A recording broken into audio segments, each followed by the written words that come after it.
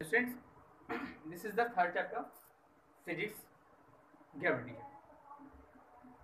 Listen, so students, in this chapter we have to discuss about the force by which the objects attract toward the Earth or other planets. So, एक story सुनाते हैं आपको।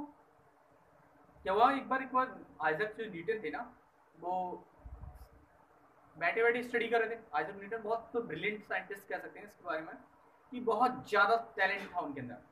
तो Newton एक बार क्या हुआ, book लेके और सेब के पेड़ के नीचे बैठे थे।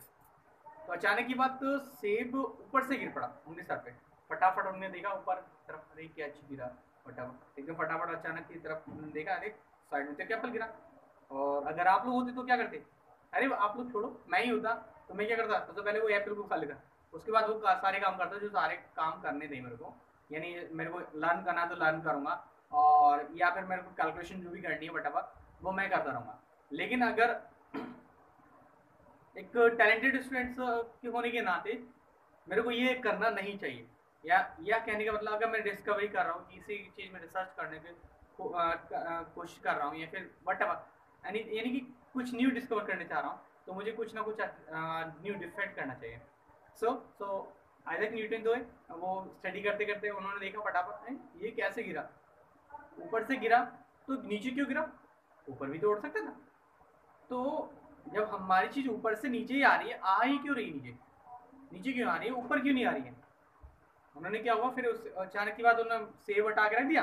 रखने के बाद क्या हुआ, अपनी बुक उठाई फेंक दी ऊपर, फिर बुक नीचे आ गई। अरे भाई क्या बात है। फिर अचानक की बात उन्होंने फिर देखो उठा, स्टोन उठाया, स्टोन को उठा के फेंका, वो भी स्टोन भी नीचे आया। खुद भी गए पेड़ पे, पेड़ से गिरे थे, पेड़ से ऊपर की तरफ कूदे तो पेड़ फिर दोबारा नीचे आ गए। इसका मतलब क्या हुआ, कुछ ना कुछ तो है। तो अचानक की बात, तो उनके माइंड में एक रिसर्च आई, तो उससे उन्होंने स्टडी करना शुरू कर दिया फोर्स के बारे में, कि फोर्स कुछ ना कुछ फोर्स तो है जो कि क्या नाम है, अर्थ को अपनी तरफ खींच रही है।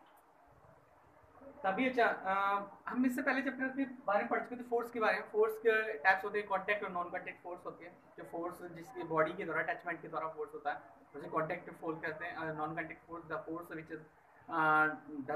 which is exerted by the body which does not connected in a physical manner। एक फिजिकल मैनर से मैंने टच हो, जैसे कि अगर मैंने मैग्नेट से अगर कोई चीज अट्रैक्ट, कोई बॉडी को अट्रैक्ट कर रहा हूँ, तो इसका मतलब क्या, वो नॉन कॉन्टैक्ट फोर्स होगी। क्योंकि रीजन क्या, एट दिस मोमेंट वो जो मैग्नेट है वो बॉडी से बिल्कुल टच भी नहीं है। So next is that, so in this chapter, so first is the definition about to the gravitational force, जो कि आइजैक न्यूटन ने बना रखा था, कि any two of particle in the universe, whole universe.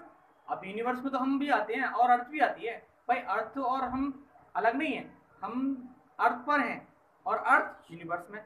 तो यूनिवर्स में दो ऑब्जेक्ट अगर आप एक दूसरे की तरफ आ रही हैं, तो क्या होगा, वो फोर्स एक्सर्ट होता है, एक फोर्स एक्सर्ट करता है। अगर सपोज दैट एक हैवी ऑब्जेक्ट है और एक लाइट ऑब्जेक्ट, आप किसी जल्दी उसे उठा सकते हैं, लाइट को बहुत जल्दी उठा सकते हैं, और हैवी की तरफ आप खींच के चले जाएंगे।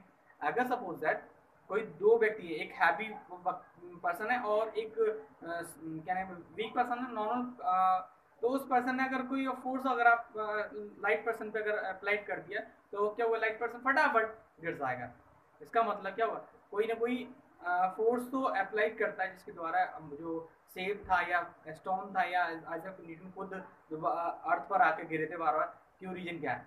तो any two particles in the universe attract each other, this force is known as the gravitational force।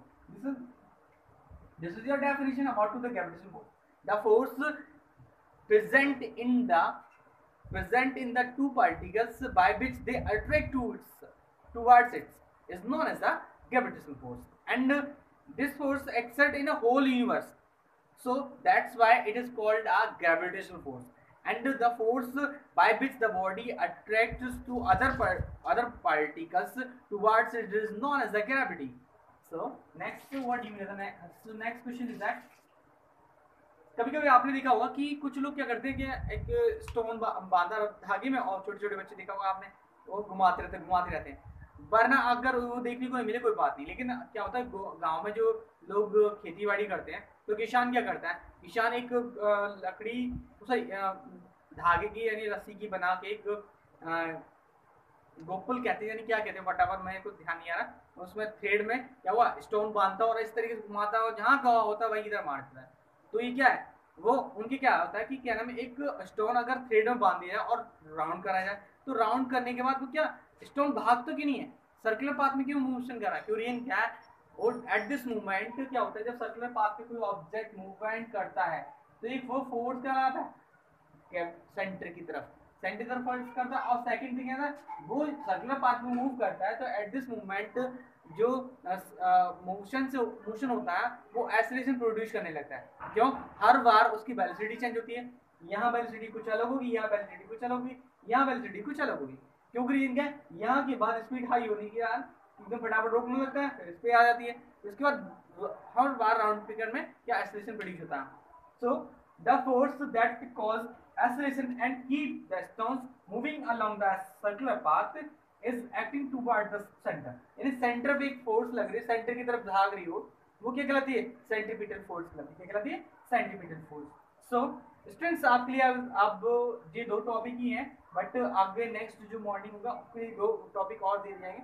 हर बार एक दो या तीन जो भी वट एवर टॉपिक्स हुआ करेंगे आपको रेडी कर दिया जाएंगे। बट आपको क्वेश्चन लिखना पड़ेगा, what do you mean the force, what do you mean by the force, this is your question. And kinds therefore and kinds and there kinds, आपको काइंड्स लिखने होंगे कि कौन कौन से काइंड्स के फोर्स होते हैं।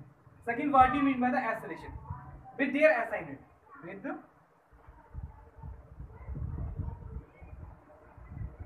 There SI unit.